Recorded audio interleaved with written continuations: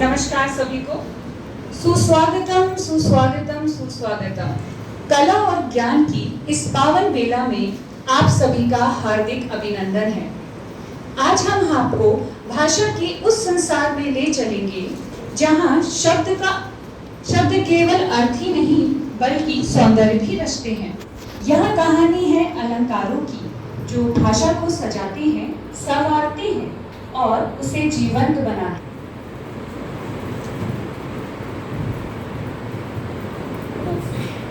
ये अलंकार, अनुप्रास, उपमा, रूपक कुछ समझ नहीं आता। इतना उबाऊ है ये, क्या इसे सरल भाषा में नहीं? यही सोचते सोचते और परेशान होकर मीरा थक कर सो जाती है और तभी उसके स्वप्न में भाषा। उठो बेटा, वो पुत्री। आभूषण कभी भी उबाऊ नहीं हो सकते। मैं भाषा हूँ, मेरा श्रृंगार अलंकार है। जैसे सभी को श्रृंगार करना बहुत पसंद है, उसी तरह मेरे भी श्रृंगार उतने ही प्रिय हैं। आज आपको मैं परिचित कराती हूँ अपने कुछ मुख्य आभूषण से। अनुप्रास अलंकार, ये आपके सामने अनुप्रास अलंकार है। चारू चंद्र की चंचल किरणें खेल रही थी जल भर। चारू चंद्र की चंचल किरणें, ये भी आप कह सकते हो, वर्णों का संगीत कह सकते हो। अर्थात जहाँ वर्णों की आवृत्ति होती है, यानी कि वर्ण, कोई भी वर्ण जो है बार बार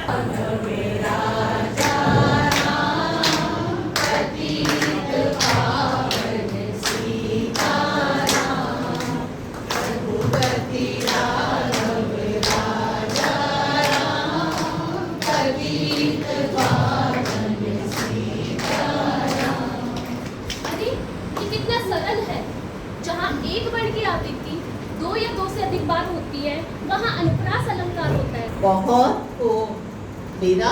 अब मैं अपने दूसरे आभूषण से मिलवाती हूँ, उपमा अलंकार, जो बहुत सुंदर है।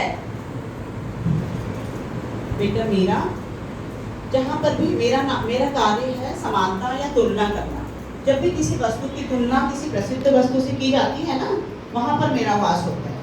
और मैं अपने साथ सा, से, सी, सा ऐसे शब्दों को अपने साथ ही रखती हूँ। आप जैसे हम कहते हैं ना कि मीरा का मुख चंद्रमा के समान सुंदर है, तो यहाँ कौन सा अलंकार होगा?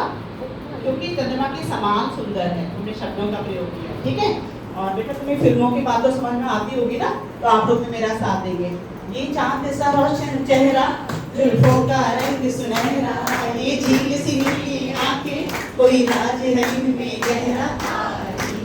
करूं क्या उसकी जिसने तुम्हें बनाया। ठीक है बेटा, मुझे समझ में सुंदर मीरा, बहुत अच्छा। अब मैं अपने तीसरे आभूषण से मिलवाती हूँ, रूपक अलंकार।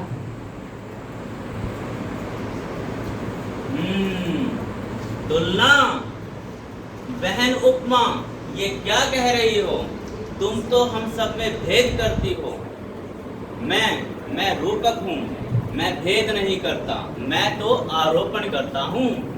जैसे मैया मैं तो ले हूँ चंद्र खिलौना, जैसे मैं चांद सा खिलौना नहीं लेना चाहता, मैं तो चांद रूपी खिलौना लेना चाहता हूँ, इसीलिए मैं रूपक हूँ।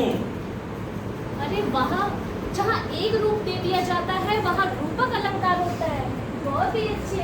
हाँ, रूपक अलंकार में गहराई होती है, गंभीरता होती है, ऐसा सौंदर्य है रूपक